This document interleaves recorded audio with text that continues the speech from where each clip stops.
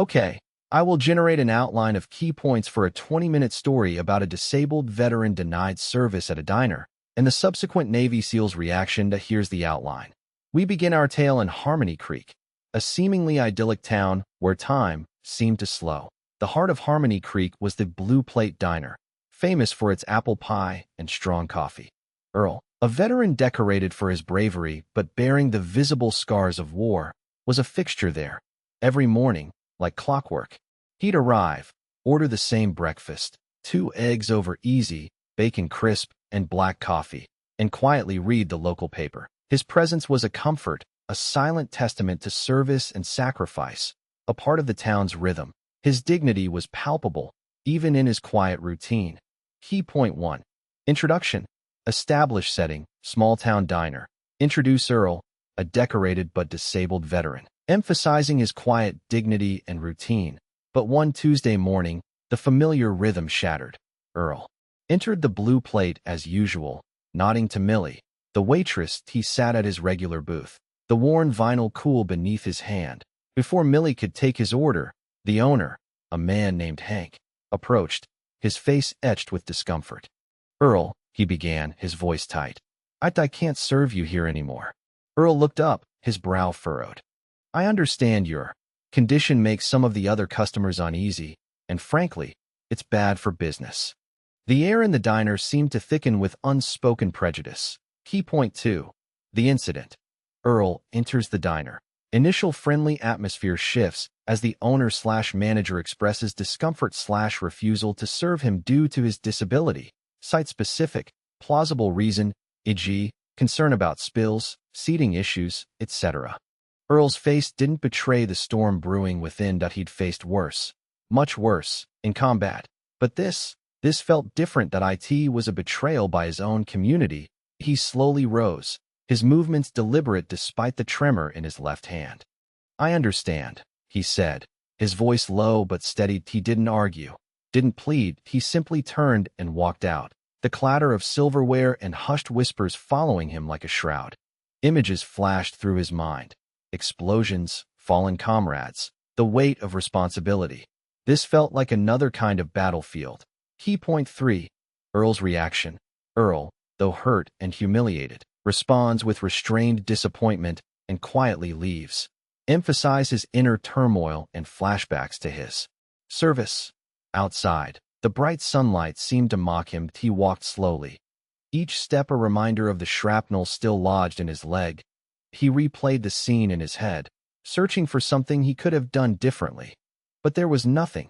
The sting of rejection was a dull ache, a constant companion to the physical pain he'd learned to live with. He wondered if this was how it would be from now on. A pariah in the town he'd sworn to protect. The faces of his fallen comrades seemed to swim before his eyes, their sacrifices somehow diminished by this act of petty prejudice. Key point 4. Witness observation.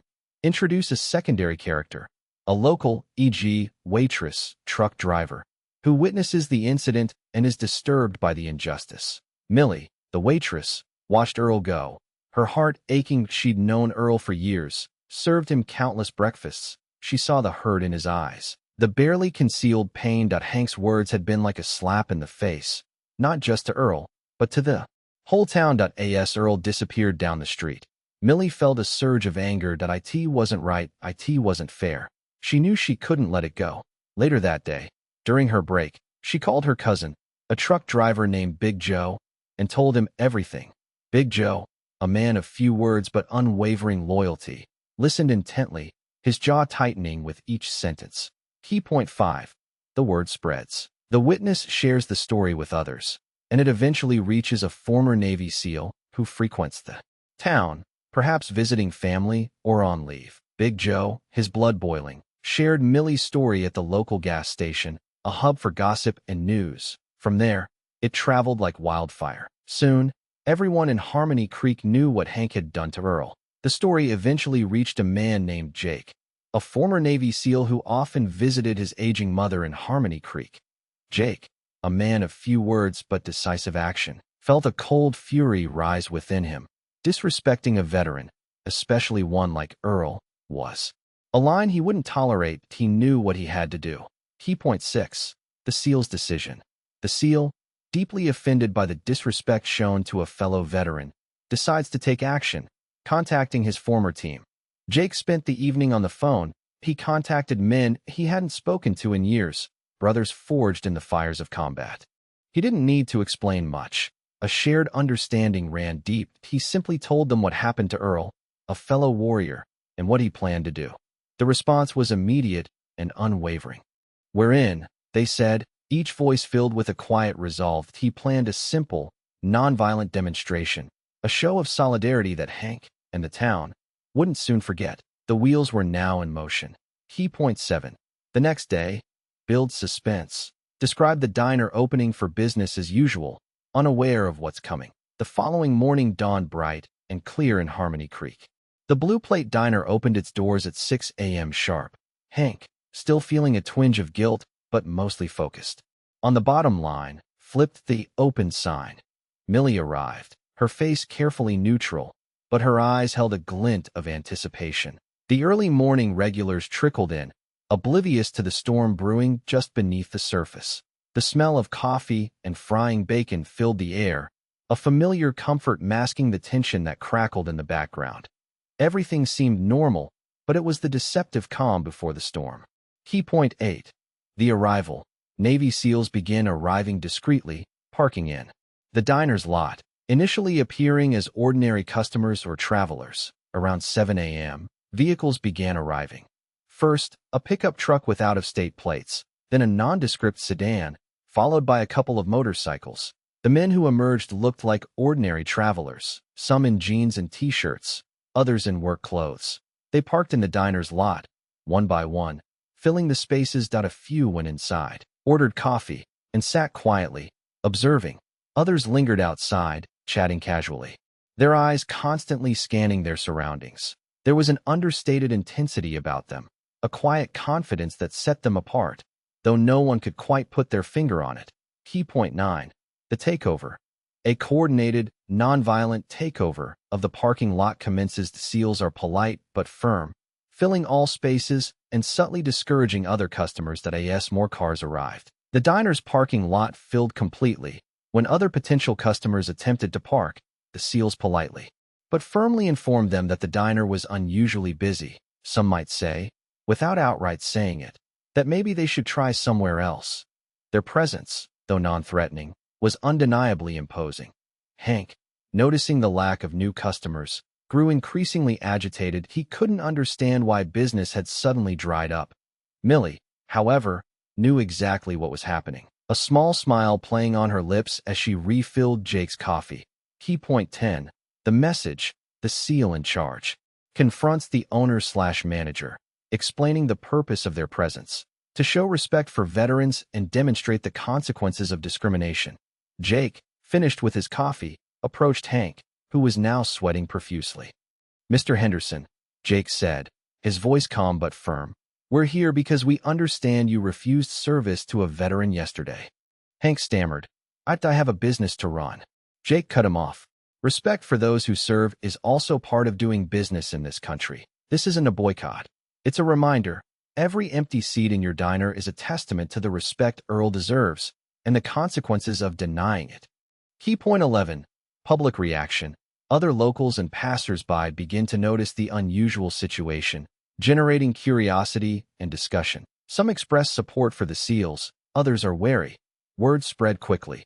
People stopped their cars to stare at the packed parking lot. Some recognized Jake and the other men, whispering about their military background. A few locals, veterans themselves, nodded in approval. Others, more cautious, questioned the SEALs' methods. "Is this really necessary?" one woman asked. But the general consensus was that Hank had crossed a line, and the town was divided on whether this response was justified, but mostly in support of Earl. The local news reporter even showed up, camera in hand. Key point 12. Earl returns. The SEALs, having learned Earl's identity, invite him back to the diner, ensuring he receives preferential treatment and a hero's welcome.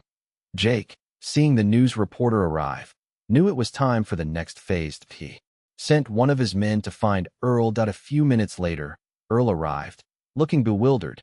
Jake approached him, extending his hand. "Earl, we're here for you. We heard what happened." He then led Earl towards the diner, the seals parting to create a path as Earl walked through the door.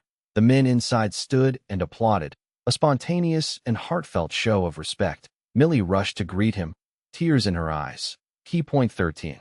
The owner's apology. The owner/manager, facing public pressure and the unwavering presence of the seals, reluctantly apologizes to Earl.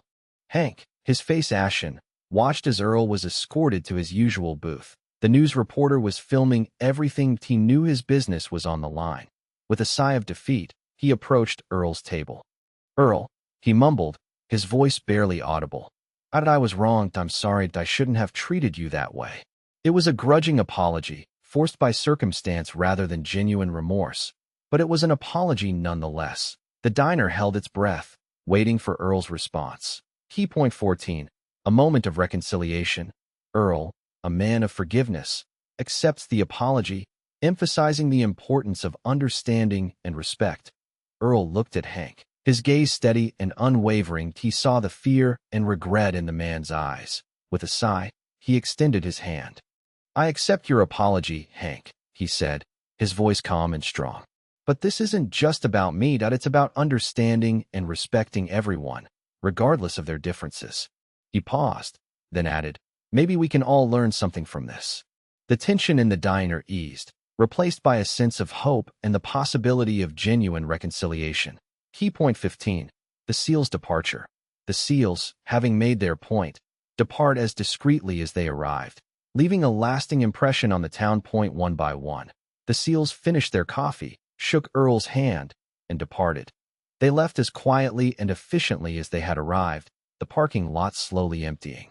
Their presence had been a powerful statement, a silent sermon on respect and solidarity. As the last vehicle pulled away, a sense of peace settled over Harmony Creek, a peace born not of complacency, but of newfound awareness. The town would never be quite the same. Key point 16. Long-term impact. The incident leads to increased awareness and sensitivity towards veterans in the community. The diner's reputation is forever altered. The incident at the Blue Plate Diner became a turning point for Harmony Creek. The town organized a Support Our Veterans Day, and local businesses offered discounts to those who had served. The Blue Plate Diner, while forever associated with the incident, slowly began to rebuild its reputation, becoming known as a place that welcomed everyone, regardless of their background or disability. Hank, humbled by the experience, made a conscious effort to be more inclusive and understanding. Key point 17. Earl's transformation. Earl, initially withdrawn, becomes a local advocate for veterans' rights and disability awareness. Earl, initially reluctant to embrace the spotlight, found his voice that he began speaking at town hall meetings, sharing his experiences and advocating for better resources for veterans and people with disabilities.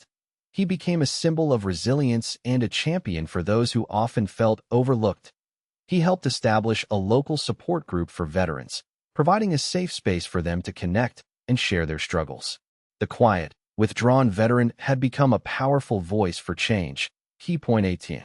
The diner's redemption. The diner owner/manager actively works to improve their understanding of and support for veterans, potentially hiring veterans or offering discounts. Hank, determined to make amends, actively sought out opportunities to support veterans. He hired a disabled veteran as a cook, revamped the diner to be more accessible, and offered a standing discount to all veterans and active duty military personnel.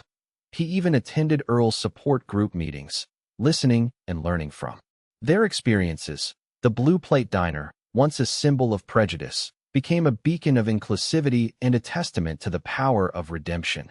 Key point 19. A lasting legacy. The story becomes a local legend, a reminder of the importance of respect, compassion, and the unwavering bond between veterans. Years later, the story of Earl and the Navy SEALs became a local legend in Harmony Creek, retold countless times around campfires and dinner tables. It served as a constant reminder of the importance of respect, compassion, and the unwavering bond between veterans. The Blue Plate Diner, now a thriving business, proudly displayed photos of Earl and the SEALs, a testament to the town's commitment to inclusivity and gratitude. Key point 20. Conclusion. Reflect on the power of collective action and the enduring impact of a single act of kindness and justice. Emphasize the message that everyone deserves respect, regardless of their background or disability. And so, the small town of Harmony Creek learned a valuable lesson, that even in the quietest corners of the world, extraordinary acts of courage and compassion can bloom, that even a simple cup of coffee can become a symbol of respect and belonging, and that sometimes, all it takes is a few good men, a parking lot, and a whole lot of heart to make the world a little bit better, one diner at a time.